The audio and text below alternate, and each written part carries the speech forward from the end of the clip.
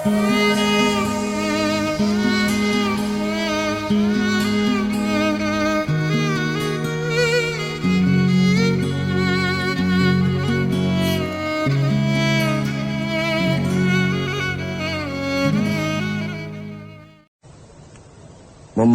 hari-hari akhir Ramadan, pada tempatnya kita melakukan introspeksi, pada tempatnya kita melakukan evaluasi. Kalau bulan Ramadan ibarat bulan kawah candra di muka, di mana kita dilatih, digembleng, digojlok jiwa kita ini, maka seorang petinju masuk latihan, keluar latihan, tentu saja tinjunya makin hebat. Seorang petenis masuk latihan, keluar latihan, tenisnya makin hebat. Itu atlet.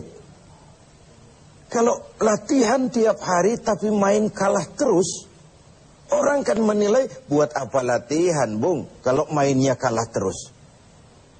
Sepanjang Ramadan sebulan penuh kita digojlok, digembleng, dilatih. Untuk apa? Menghadapi hidup 11 bulan sesudahnya. Kalau setelah Ramadan kita kalah lagi oleh setan, kalah lagi oleh iblis, alamat latihan kita di bulan ini tidak membawa hasil yang diharapkan.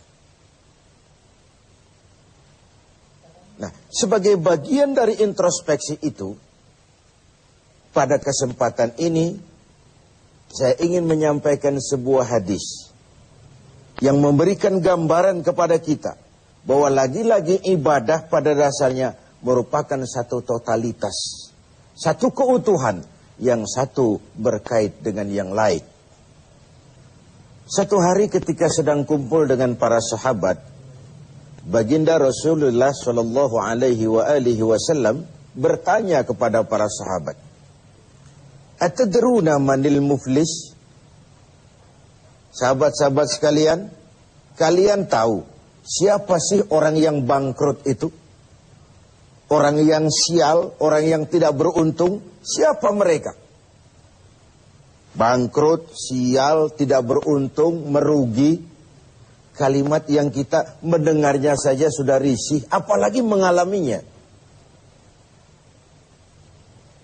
Semua kita ingin menghindar dari kebangkrutan, kerugian, kesialan. Nah, Nabi bertanya itu kepada sahabat, tahu nggak kamu siapa orang yang bangkrut, orang yang sial, orang yang tidak beruntung? Macam-macamlah jawaban para sahabat ketika itu.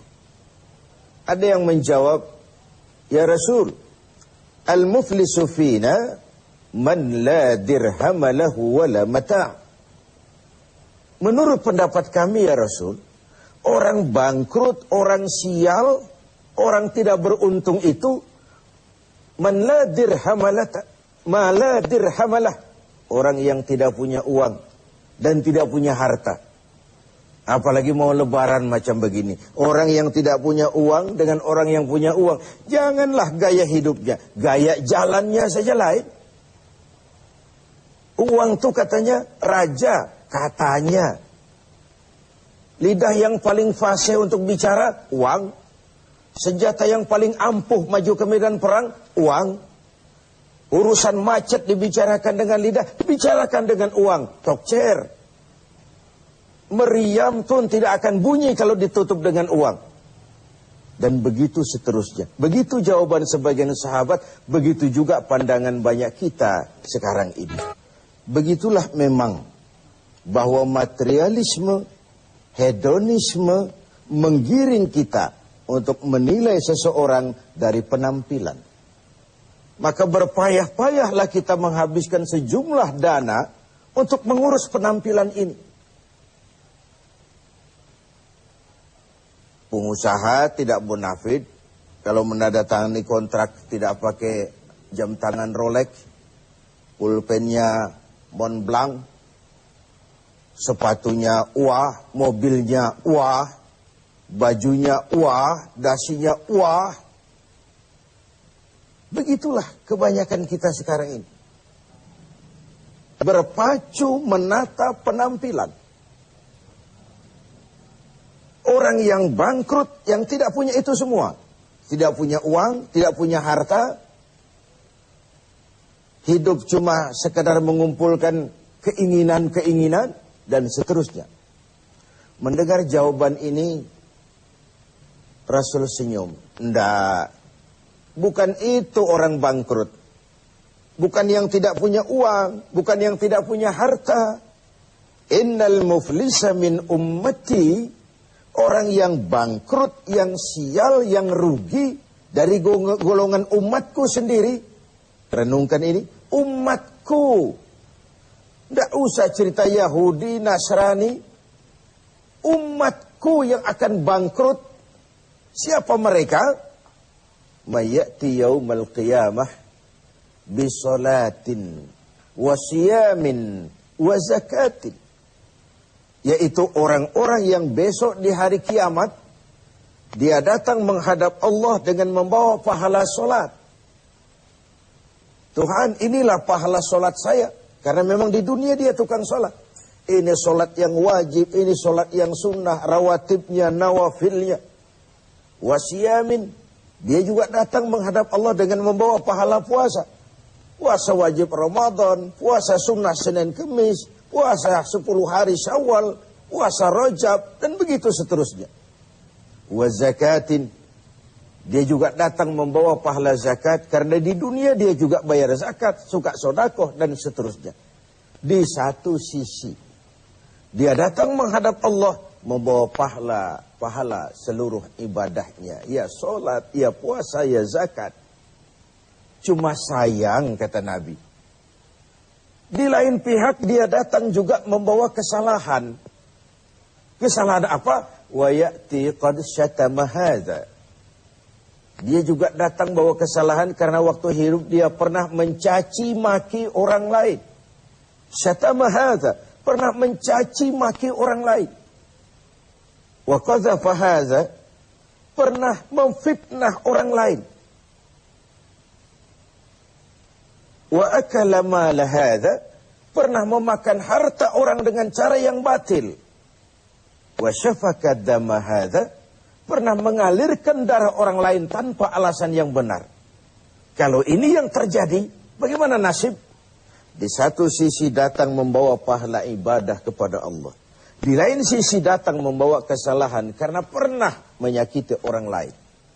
Kalau inilah yang terjadi, maka kata Nabi, ketika dia sedang asyik lapor, Tuhan, ini pahala sholat saya. Datang orang lain, sebentar dulu Tuhan, dia memang ahli sholat.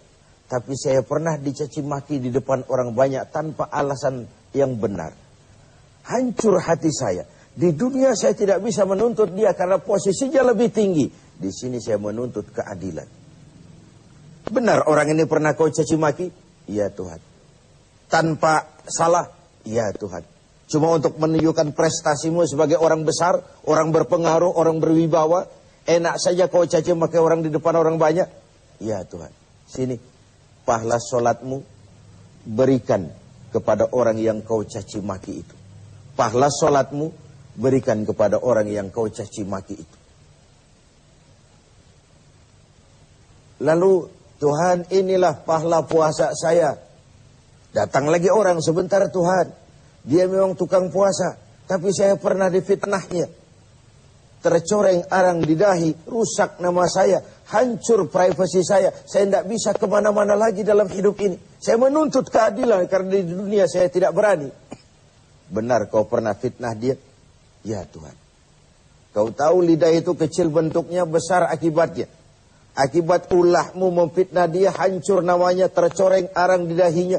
Kemanapun dia pergi tidak sanggup lagi mengembangkan diri. Ya Tuhan, ayo pahala puasamu berikan orang yang kau fitnah itu. Tuhan, ini pahala zakat saya. Datang lagi orang, sebentar Tuhan. Dia memang bayar zakat, tapi dia pernah memakan harta saya dengan cara yang zalim, menggelapi uang negara, menggelapi uang anak yatim, menggelapi uang wakaf dan lain sebagainya. Di dunia tidak ada yang bisa menuntut, karena dengan uangnya dia bisa menyumpal hakim, dia bisa beli keadilan, dia bisa beli hukum. Karena kata orang, di dunia banyak pengadilan, tapi sulit mencari keadilan. Pengadilan banyak, keadilan yang sulit. Saya menuntut keadilan. Benar, orang ini pernah kau makan hartanya dengan cara yang zalim? Ya Tuhan, sini, pahala zakatmu berikan kepada orang yang kau makan hartanya dengan cara yang zalim. Inilah nasib. Fa in faniyat hasanatuhu qabla an yuqda ma alaihi. Kalau habis sudah pahala ibadahnya diberikan kepada orang, sedangkan yang menuntut masih banyak, orang dia zalimi masih banyak, orang yang dia makan hartanya dengan zalim masih banyak, orang yang dia fitnah masih banyak. Apa yang terjadi? Ukhiza min khatayahum. Kesalahan dan dosa orang yang dia fitnah, dia caci maki, dia makan hartanya, diambil, diberikan kepadanya. Dan pada akhirnya, summa turihatin nar. Diberikanlah dia, dilemparkanlah dia ke neraka. Sudah pahala dipreteli, dosa diberikan pula. Ini kan bangkrut. Ini kan sial namanya. Ini kan tidak beruntung namanya. Ibarat orang dagang, sudah modal habis, tagihan utang masih datang terus. Wajar kalau akhirnya kita terkena perkara. Oleh karenanya, kita melakukan introspeksi, evaluasi. Sudah baik hubungan kita kepada Allah di Ramadan ini? Alhamdulillah.